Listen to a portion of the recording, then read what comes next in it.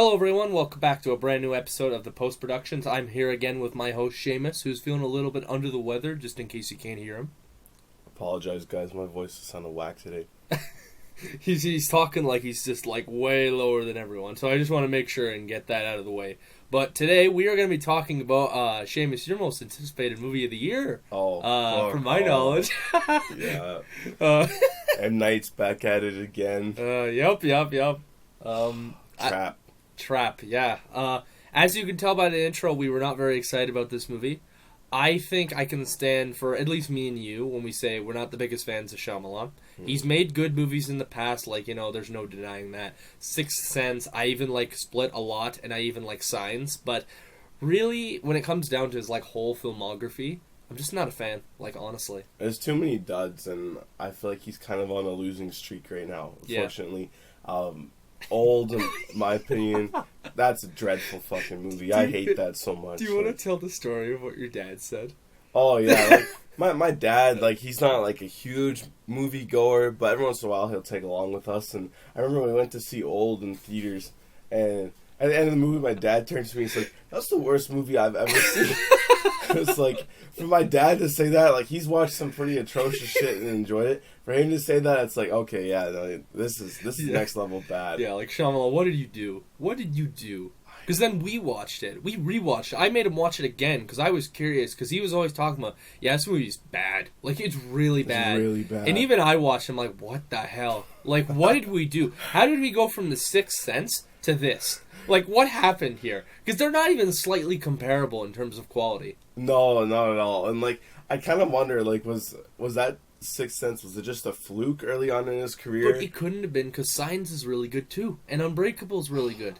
I guess. It's I don't know what happened, though. Yeah, I don't know. Did you get a ghostwriter? What happened? And, why are your movie scripts ass now? Yeah, fucking Avatar? That's when it all went to shit.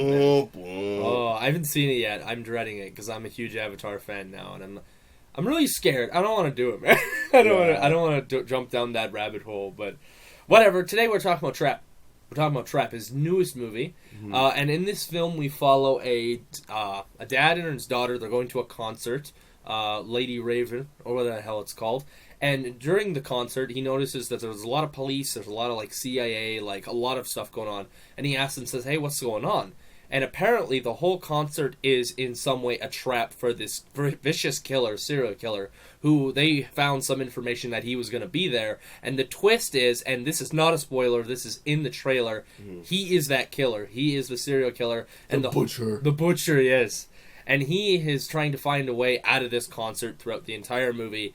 And where should we start this, James? Because is this movie great?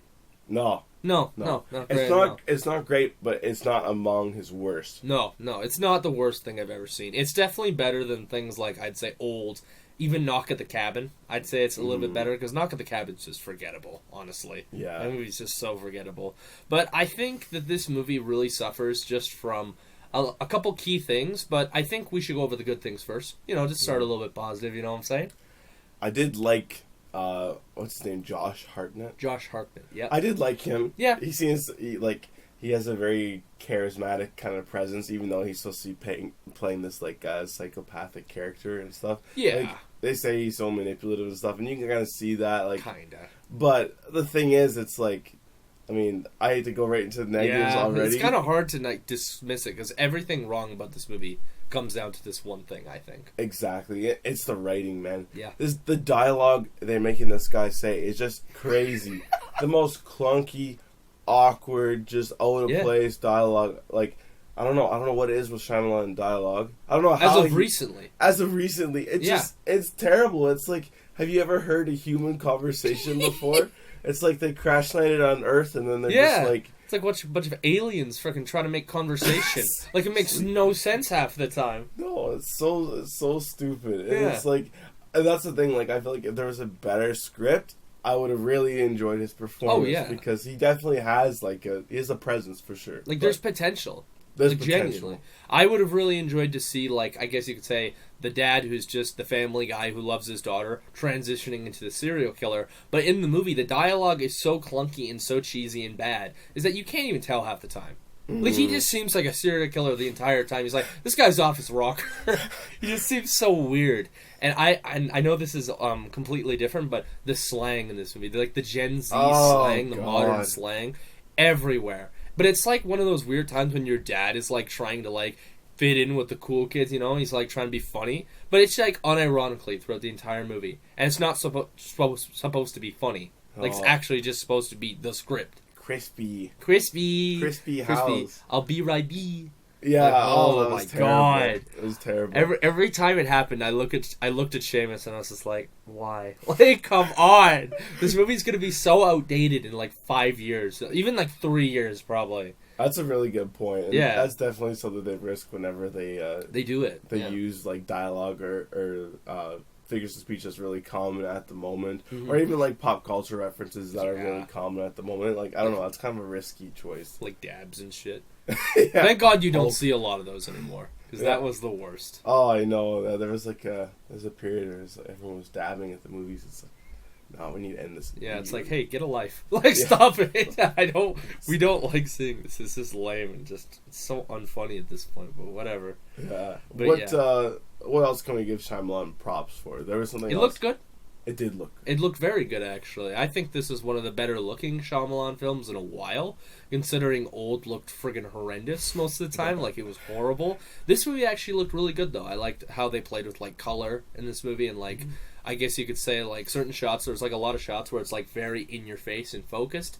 And I guess it tries to put you in the middle of the conversation, which I appreciate, and it probably... If the dialogue was better, it probably would have made the tension feel a lot better, and it would have felt more intense. But like we said, it's awful, so it doesn't really help. But I can appreciate what they were trying to do with that, and certain little things like that. I agree. And I think I gotta give them props for, like, I can only imagine setting up the concert and having... That's a lot of moving parts. It's a lot, yeah. So you gotta respect the ambition and, like... Yeah, that sounds like a logistical nightmare. Yeah. Just having that many things going on at once. So the fact that he pulled that off, because it's essentially he's filming a movie and filming a concert at the same time, I mean, that's cool, too. So. Oh, yeah. And, like, even... I don't know if he wrote the music. I assume he didn't. I assume it was his daughter, because his daughter is a musician in real life, I assume, yeah. Which I actually did research, and she is, so, you know, but... I assume she wrote it, but, like, you know, there's just a lot of little things that we should be impressed by. That we are. Like, I can appreciate it, but the overall thing is that the movie's just not good. No. Like, if your dialogue is clunky and the script makes no sense, it doesn't become a fun experience. You just kind of roll your eyes and you can't take anything seriously. And I feel like that's exactly what happened here, because the premise is good. Yeah. I think the premise is great. Decent concept. Yeah, like, it could be really fun, a lot of opportunities to be creative, and a lot of opportunities to think outside the box of how this serial killer's mind works, and how he's trying to get out of this concert. Like, genuinely, really, really good ideas. And there's even some moments in the movie I know you weren't a huge fan of, but even, like, there's a moment where he's trying to make a distraction, he throws, like, is it like some chemicals in a friggin' grease fryer or something? I think it's like glass jars of oil, wasn't it? Glass jars of oil. And he throws it in this, where you make fries, essentially. And it explodes and it causes a scene, and that's how he's able to get back there. Little things I like that. Like, it was honestly, I was like, yeah, that's pretty smart. Like, I like that. But it's just bogged down by the script, pretty much. Like, it's just constantly. And the third act of this movie is also horrible. It's so horrible. I don't know how. Like, bro gains Houdini powers or some shit. Because he becomes a wizard. He becomes a wizard. Like, yeah. I mean, obviously they portray him to be this very smart character, but some of the things he pulls off, it's like, how the hell did he do that? That makes no sense whatsoever. No, it's so cartoonish in a way. He gets out of everything like scot-free, no problem whatsoever. Mm-hmm. Like, there's a part in the movie, and I hate to spoil it, but I think a big thing we have to address is, like, in the third act, the main singer, Lady Raven, who's Shyamalan's daughter, pretty much becomes the main character at a certain point, and she's trying to, like, figure out a way to take down the butcher. And there's a part where they're in a limo, and he's got her, like, chained up with handcuffs or something, and she gets out of the car, and there's, like, a couple hundred people surrounding this car? Like, a lot of people. And he just gets out. Like, no one even notices him, apparently. He opens the door, changes his clothes, and he's out of there. And the police show up, and he's had time to, like, perfectly, like, set up, like, the helmet and crap, like a costume, in the driver's side window to make them think that he's there. Like, how did that happen? Like, how did that even work? Like, you're telling me that no one said, hey, that guy's getting out of the car. Someone should probably say something to the police. No? Nothing?